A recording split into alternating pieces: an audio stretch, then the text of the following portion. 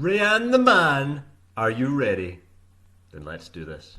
It's time for Maths with Mr. Thomas. Here we go, we have made it to the end of the percentages chapter. So this is the review lesson. This is just where I go over all the key points to the lessons very quickly. If there is anything you're unsure of, look back to the individual lessons. I do not go over anything in great depth, great detail, and explain every example. I do that in the lessons. This is just a quick recap that you may want to use in case there's anything that you have forgotten. But if you are looking for more detail, look at these individual lessons. So how did we start the percentages chapter off? Logan, what did we look at? Multipliers! Logan, we did indeed. We just looked at a single increase or decrease using multipliers. If a value is increasing or decreasing by a percentage, you could work out the percentage and add it on, or work out the percentage and take it off. But another way of doing it is using multipliers. Dancing Mohammed, dance your way in and tell us how you do it. Brilliant, yes. All you would do is you always start at 100. Add or subtract the percentage. If you're adding a percentage, if something's going up by a percentage, add it on. If something is going down by a percentage, take the percentage off. So start at 100, add or take away your percentage, and then divide by 100. That'll give you the multiplier. After that, to work out the new value, multiply the multiplier by the original value. A couple of examples. If a jacket costs £80 and it's reduced by 15% in a sale, well, there we're having to work out a future value. We want to know what something is going to be once it is reduced by that 15%. So, use multiplier, start at 100, take away the 15%. 100, take away 15 is 85, divide that by 100 and you get 0.85. Multiply the multiplier by the original amount, which is the 80, and the jacket costs then £68. With this example, instead of taking away the percentage, we're adding it on. The garage is charging a 12% fitting fee. So we take the hundreds, because we always start at 100! Start at 100, add the percentage, so you get 112, divide by 100, and you get 1.12. To get that new value, take the multiplier and multiply it by the original value, and it gives you how much the garage will charge you. With each of these examples, what we're doing is we're just looking at a single increase or decrease. Something was just going up by a percentage or down, but often what you find is that there's a repeated increase. Something might go up by 5% each year for 10 years, or it might go down by 3% each month for 6 months. So what you need to do with that is change the formula ever so slightly. There's an example here which I talk through in the lesson. Look back to the lesson if you want me to go over it in more detail. But if you ended up working out the value after, say, 2 years, well, you end up with the multiplier to the power of 2. Or if you're working out the value after 3 years, you end up with the multiplier to the power of 3. So our formula changes ever so slightly. We always, for the multiplier, start at 100 and add or take away the percentage, and then divide by 100. But then what you've got to do if something is going through a repeated increase or decrease, you do the multiplier to the power of the length of time, and then times it by the original value. For this example, a value of a £130,000 house is expected to increase by 5% per year. How much will it be worth in 3 years' time?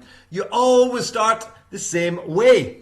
Get the multiplier by starting at 100, add or take away your percentage. So in this one, because it's increasing by 5%, you would do 100 add 5 and then divide that by 100. That gives you the multiplier. But you can see for this, pretty much for every National 5 question that you will get in an exam, it will always be a repeated increase or decrease. For this here, it says it's going up by 5% per year for 3 years. So what do we do then, Jammy Jamie? Brilliant. You would take your multiplier and do it to the power of 3 because it's 3 years, and then multiply it by the original. Remember, our money's got 2 decimal places, so just round your answer to 2 decimal places, and that is what you would get. With this example here, I'm not covering every example. There are some I'm just missing out. Look back again to the individual lesson if you want all of those examples explained in a lot more detail. Here, Walkers are wanting to reduce the amount of fat in their crisps by 7.5% each year. That's the current level, and you want to work out what it's going to be in 4 years. So again, you can see they're bringing it down by 7.5% each year, and what will it be for 4 years? So again, it's a repeated percentage decrease. So start at 100! Well done, Clara. And then what do you do, Clara? Brilliant. You take away the percentage. And then what, Clara? Good, you divide by 100, and what do you get, Clara? Well done, Clara. High five. What you then do is you do that to the power of, Julia, well done, you do that to the power of 4, and then multiply it by the original value. If you do that, you will end up getting an answer, but you can see for this, they're asking for the answer to 2 significant figures. So, where's the first significant figure? The first number that you come to is not a 0. Good. And the second significant figure beside it. That there is the first decimal place. So another way of saying give your answer to 2 significant figures for this question is just saying give your answer to 1 decimal place, which will be 7.2 grams. Once we did that, we then moved on to look at compound interest. But that is the exact same as the previous lesson. It's the exact same as repeated increase or decrease. Every single question, though, is to do with money, and it's to do with interest from banks. Banks give out what's known as interest, which is free money. They give you a percentage of what you have saved or what you're saving in your account at the end of the year or the end of every month as a reward for saving with them. It's how the banks try and get you to invest with them rather than the competition. Compound interest is where you take that interest that you're given and you reinvest it. So if you were given £5 interest, rather than giving you £5 and saying, there you go and spend it, what they do is they just add it to your total inside the bank. We worked on a few examples with this, but you'll see the formula is the exact same as the lesson before. With this here, Katrina invested £6,000 in a bank account with a 2.8% annual interest rate. How much money will be in her account after 4 years? You can see that it's going up by 2.8% per year, and it's asking you for 4 years. So it's a repeated increase. Start at 100! Well done, Titus. And then what do?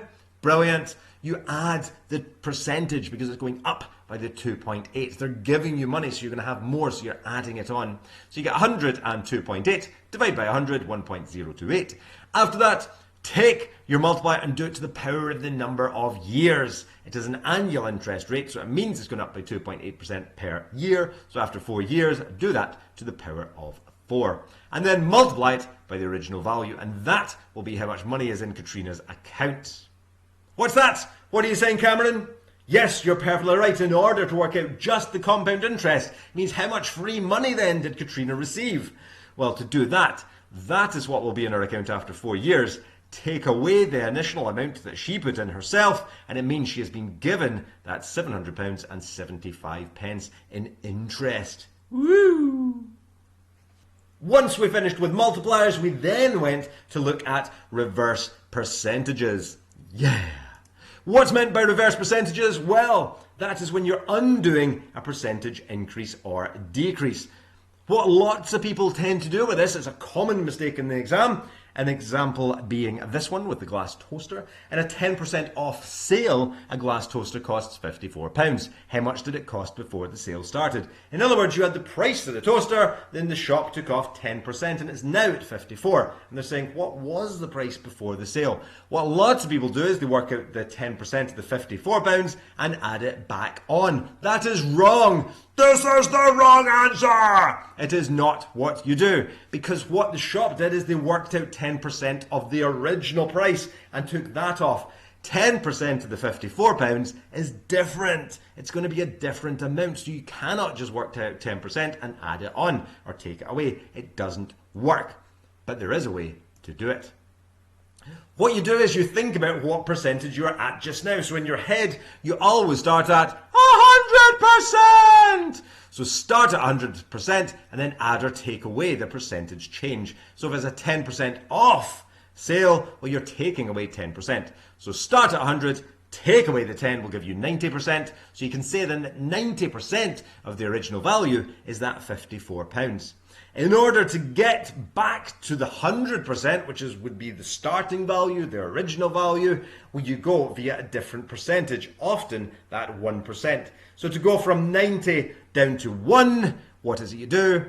Good, you divide by 90. So on the other side, also divide by 90. That gives you 1% of the original value, and then to get 100%, well, to go from 1 to 100, you times by 100, do the same on the other side. So it means then the toaster originally would have cost that £60. And as it says here, you can always check that. If you work out 10% of 60, well, you know that'd be 6. So do 60 take away 6 is 54. So that makes sense. It works out. That is the right answer. Woo! This one here, again, is a reverse percentage question. So it's saying after a 20% increase. So again, you know that you start at 100 and you add on that 20. So that 120% will be that 132,000. And again, you need to get back to the 100%. So to do that, go from 120 down to 1 by dividing by 120. Do the same on both sides, and then to get to 100, multiply both sides by 100. And it means then, for this question, the house was worth that £110,000. And again, you can always work out the 20% of that and add it on.